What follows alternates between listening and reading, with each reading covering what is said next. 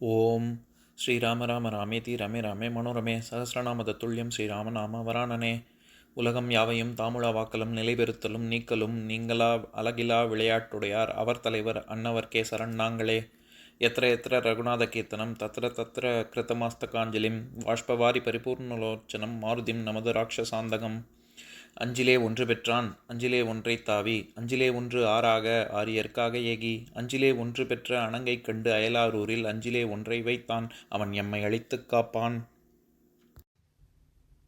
இன்னைக்கு நம்ம கம்பராமாயணத்துல பாலகாண்டத்துல மிதிலை காட்சி படலத்துல 144வது பாடல் பார்க்க போறோம். வண்ண மேகலை தேர் ஒன்று வாழ்நெடுங் கண்ணிரண்டு கதிர்முலை தாமிரண்டு உள்நிவந்த நகையும் என்று ஒன்று உண்டால் எண்ணும் கூற்றினுக்கு இத்தனை வேண்டுமோ. இதுதான் பாட்டு. இப்ப நம்ம பதம் பிரிச்சு பொருள் பார்க்கலாம். எண்ணும் நான் எப்பொழுதும் நினைத்துக் கொண்டிருக்கின்ற கூற்றினுக்கு கன்னியாகிய யமனுக்கு வண்ணம் மேகலை அழகிய மேகலை என்னும் அணிகலன் அணிந்த தேர் ஒன்று தேர் தட்டு போன்ற அல்குல் ஒன்றும் வாழ்நெடுங் கண்ணிரண்டு வாள்கள் போன்ற நீண்ட கண்கள் இரண்டும் கதிர்முலை தாமிரண்டு பெருத்த தனங்கள் இரண்டும் உள்நிவந்த நகை வாயிடமாக அடங்கி பொலிந்த புன்சிரிப்பு என்ற ஒன்றும் உண்டு இத்தனை வேண்டுமோ. என்னை கொல்ல கருதுகின்ற கூற்றுவனுக்கு இத்தனை கருவிகள் வேண்டுமோ. இப்ப நம்ம இந்த பாட்டுல இருக்கக்கூடிய நயங்களை பார்க்கலாம். அதாவது ராமன் சீதையை நினைத்து கொண்டு இரவு பூரா கழிக்கிறான். அப்படித்தானே நம்ம வரிசையா பாடலா பார்த்துக்கிட்டு வந்துட்டு இருக்கோம்.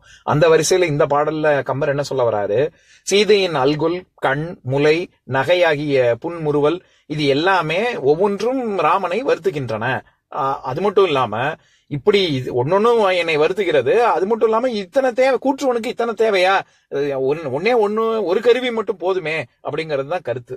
ஏன்னா இத்தனை வேண்டுமோ அப்படின்னா வேண்டாம் அப்படிங்கிறது பெறப்படுகிறது. இதுல என்னென்ன ஓமைகள் சொல்றாரு அப்படின்னு பார்க்கலாம். வண்ண மேகலை தேர் ஒன்று. இந்த இடத்துல மேகலை அப்படின்னாலே நம்ம ஏற்கனவே பல இடங்கள்ல கம்பராமாயணத்திலே பார்த்திருக்கோம்.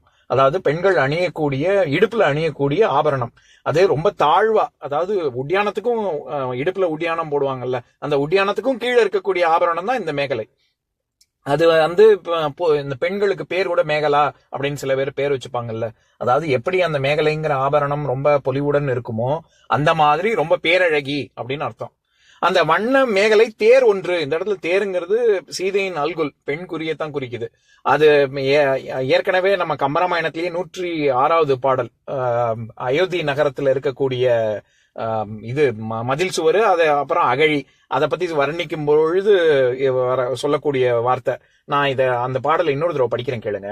அன்னமா மதிலுக்கு ஆழிமால் வரையை அலைகடல் சூழ்ந்தன அகழி பொன்விலை மகளிர் மனம் என கீழ்போய் புன்கவி என தெளிவு இன்றி கண்ணியர் அல்குல் தடமென யாருக்கும் படிவேறும் காப்பினதாகி நல்நெறி விளக்கும் பொரியன எரியும் கராத்தது நவிழலுற்றது நாம் அப்படிங்கிற பாடல்ல எப்படி பெண் குறி வந்து யாருக்கும் நெருங்க முடியாத அளவுக்கு பாதுகாப்பா இருக்குமோ அந்த மாதிரியாக அகழியும் மதில் சுவரும் அயோத்தி நகரத்து அவ்வளவு பாதுகாப்பா இருக்கும், யாரும் கிட்ட நெருங்க முடியாது அப்படின்னு கம்பர் சொல்லியிருப்பாரு.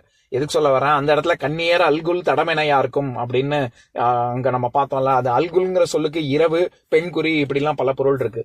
இந்த இடத்துல தேர் தட்டு போல இருக்கு அப்படிங்கிறதுக்கு தான் இங்க மேகலை தேர் ஒன்று அப்படின்னு ஒரு உவமை சொல்றாரு. அடுத்தது வாழ்நெடுங் கண்ணிரண்டு. வாழ்னா ஒளி, வாழ்வொளி ஆகும் அப்படின்னு தொல்காப்பிய நூற்பா நம்ம ஏற்கனவே பார்த்திருக்கோம். ஒளி பொருந்திய நீண்ட நெடுங்கண்கள் அப்படின்னு சொல்லலாம். வாழ் போன்ற கூர்மையான கண்கள் என்னை தாக்குகின்றன அப்படின்னு பொருள் கொள்ளலாம். இப்படி இரண்டாவது உவமை. மூன்றாவது கதிர்முலை. வெறும் முலை இல்ல, கதிர்முலை. சீதையின் கொங்கைகள் கதிர்முலைன்னா ரொம்ப பெருத்த தனங்கள் அப்படின்னு அர்த்தம். அது மூன்றாவது உவமை. நான்காவது உள்நிவந்த நகை அப்படின்னு நம்ம சென்ற பாடல்லையே பார்த்தோம்ல, வாழ்நிலா முறுவல் கனிவாய் மதி அப்படின்னு ராமன் சொல்லியிருப்பான்.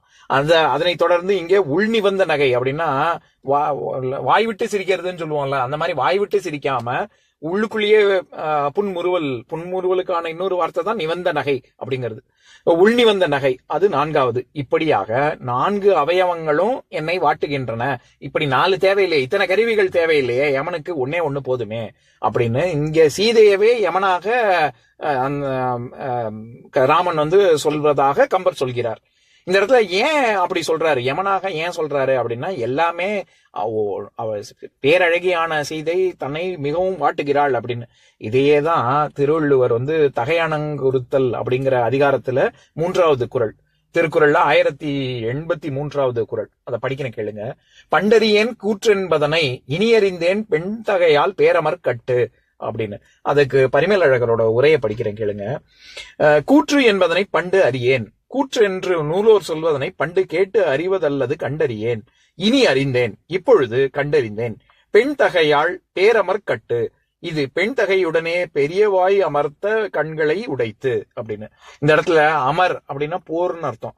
அதனாலதான் யாராவது எப்படி இருக்கு இந்த பாடல்னா, ரொம்ப எப்படி இருக்கு அந்த நிகழ்ச்சி அப்படின்னா அமர்க்களமா இருக்கு அப்படின்னு சொல்றோம்ல, அமர்க்களம். அது அந்த இடத்துல அமர்க்களமா இருக்கு அப்படிங்கிறது போர்க்களம் மாதிரி இருக்கு. ரொம்ப ஆரவாரம் மிகுந்ததாகவும் ரொம்ப ஒரு ஒரு சத்தம் போட்டதாக, ரொம்ப என்ன சொல்றது, ஜேஜேன் இருக்கு அப்படின்லாம் சொல்லுவோம்ல, அதனாலதான் அமர்க்களம் அப்படின்னு நம்ம சொல்றோம். எதுக்கு சொல்ல வரேன், பெண் தகை, அச்சம் மடம் நாணம் பயிர்ப்பு அப்படிங்கிறது நற்குணங்கள். எனக்கு எப்படி அந்த அப்படிப்பட்ட ஒரு பெண்ணை பார்ப்பது எப்படி எனக்கு இன்பம் தருகிறதோ, அதே மாதிரி அவளை நீங்குவது, அவள் இல்லாம அவளையே நினைச்சுக்கிட்டு இருக்கேன், அந்த துன்பம் என்னை, அந்த இன்பத்தை விட எனக்கு அந்த அவளை விட்டு நீங்கிய துன்பம் இன்னும் ரொம்ப கொடுமையா இருக்கு அப்படின்னு. அதுதான் இதுதான் கூற்றுவனோ, இப்படித்தான் கூற்றுவன் இருப்பானோ அப்படின்னு சொல்லி தலைவன் சொல்லக்கூடிய, தலைவியை பார்த்து சொல்லக்கூடிய ஒரு இது குறள்.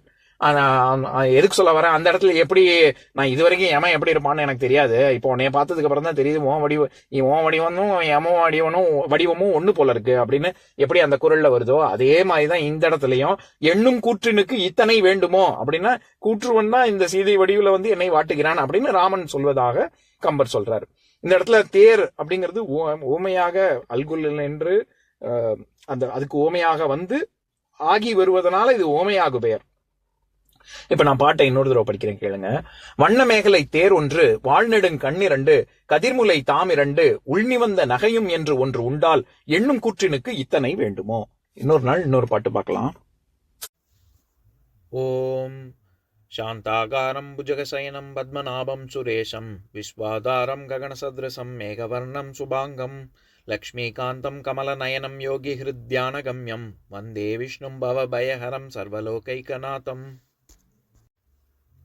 உம்பரோடு இம்பர்காரும் உலகம் ஓர் ஏழும் ஏழும் எம்பெருமான் என்று ஏத்தி இறைஞ்சி நின்று ஏவல் செய்ய தம்பியரோடும் தானும் தருமமும் தரணி காத்தான் அம்பரத்து அனந்தர் நீங்கி அயோத்தியில் வந்த வள்ளல்.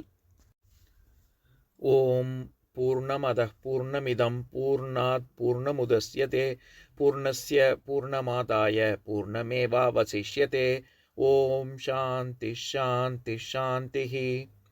ஓம் சர்வேஷாம் ஸ்வஸ்திர்பவது, சர்வேஷாம் சாந்திர்பவது, சர்வேஷாம் பூர்ணம் பவது, சர்வேஷாம் மங்களம் பவது. ஓம் சாந்தி சாந்தி சாந்திஹ. ஓம் சர்வே பவந்து சுகினஹ, சர்வே சந்து நிராமயாஹ, சர்வே பத்ராணி பஷ்யந்து, மா கஷ்சித் துக்கபாக் பவேத். ஓம் சாந்தி சாந்தி சாந்திஹ.